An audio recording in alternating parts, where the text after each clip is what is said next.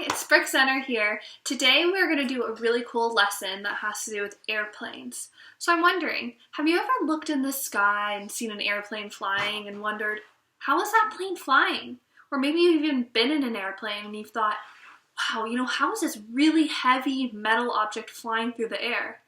Well, today we're going to learn about that. We're going to start by doing a little mini lesson on airplanes and how they fly, and then later we're actually going to make our own paper airplane, and then we're going to do a little fun activity to see how those paper airplanes work. Alright, let's get started.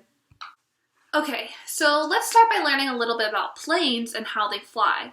So airplanes fly because they're able to generate a force called lift, which normally moves the plane upward. Lift is generated by the forward motion of the plane through the air. This motion is produced by the thrust of the engines. Now, drag is the force produced by the resistance of the air to the forward motion of the airplane. Swish your hands rapidly side to side like this, and you'll feel that resistance on your hand. So you feel that? That's like the drag on that the airplane feels. So now the weight is the force created by the pull of gravity toward the center of Earth. You'll feel the effort of this force if you jump up from the floor. Try it. Stand on the floor and jump up. Your weight will force you back down. That's the gravity pulling you back down. When the thrust produced by the engines is greater than the force of drag, the airplane moves forward. When the forward motion is enough to produce a force of lift that is greater than the weight, the airplane moves upward. While any part of the plane can produce lift, the most come from the wings. Okay, that was a lot of information. Let's take a look at this next slide that I made that reviews some of the key words, and we can kind of review what we just talked about. Lift, the force that holds the plane in the air. Drag, the force that counters the forward motion of the plane. Weight, the force created by the pull of gravity towards the center of Earth. Thrust, a force or push. Gravity, the natural force that causes things to fall towards Earth. Okay, awesome. So now that we've learned a little bit about how planes fly, let's start with our next activity, making paper airplanes. So the first paper airplane we're going to make is just kind of a basic paper airplane, and the finished product looks like this. Pretty standard. I did mine on purple paper, so all you really need for this is a piece of paper. It can be printer paper, binder paper, whatever kind of paper you want. So grab a piece of paper and let's get started. Step 1. Fold the paper in half hot dog style. Step 2. Unfold and then fold the corners into the center line. Step 3. Fold the top edges to the center. Step 4. Fold the plane in half. Step 5. Fold the wings down to meet the bottom edge of the plane's body.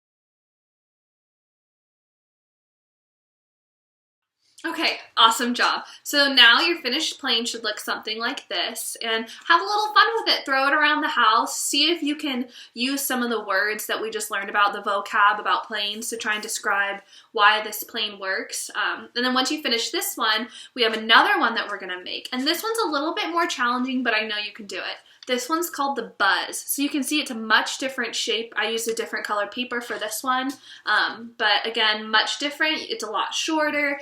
So all you need, again, is one piece of paper, and let's get started making the Buzz. Step 1. Fold the paper in half hamburger style. Step 2. Unfold and then fold the top corners to the center line.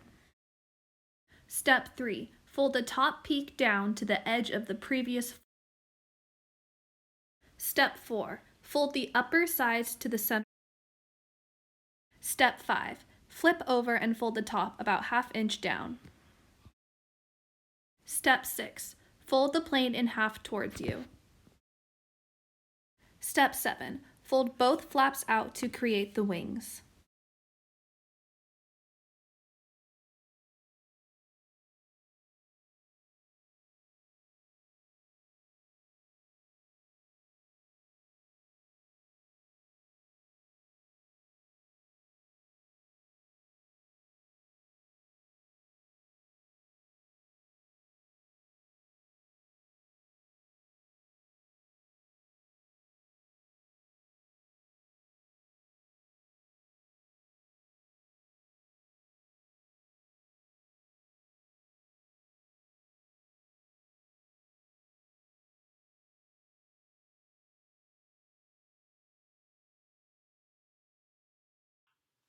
Okay, great job. So now your finished Buzz airplane should look something like this. And again, have fun with this one too. Fly this one. Maybe you can fly both of your airplanes, see which one goes farther.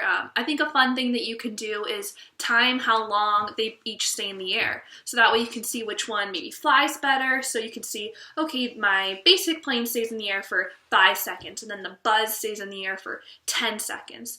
Think about it. Why do you think that one plane would stay in the air longer than the other? What do you think is making the design better in each of these? I encourage you to think about this, and maybe you could even try making your own paper airplane. You could start with one of the ones that we made and then modify it. Maybe you add different wings, you add a different tail, maybe add weight. Try taping a straw or some coins on it, see how that affects it. So I encourage you to just play with your paper airplanes, use what we learned today to try and apply it to these paper airplanes. Go tell your parents, your mom, your dad, your sister, your brother, anyone, any adult, explain to them how an airplane works. I bet they'll be really impressed by all the vocab that you can use, and you can even use your new paper airplanes to demonstrate it. So I hope you enjoyed this today. Have a great rest of your day, and I'll see you guys soon. Bye.